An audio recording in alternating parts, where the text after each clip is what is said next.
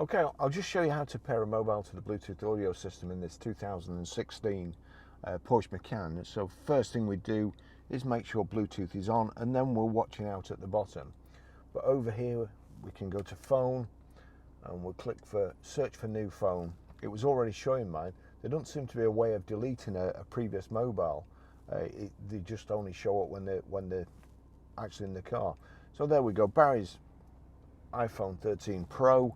We're watching for it to come up at the bottom, but I'll just click on that. Connecting Barry's iPhone. Bluetooth pairing request. Code number is 212356. Does it match? Yes, it does. So we'll click pair. Allow contacts and favorites to sync. Allow. And that's it. It's connected.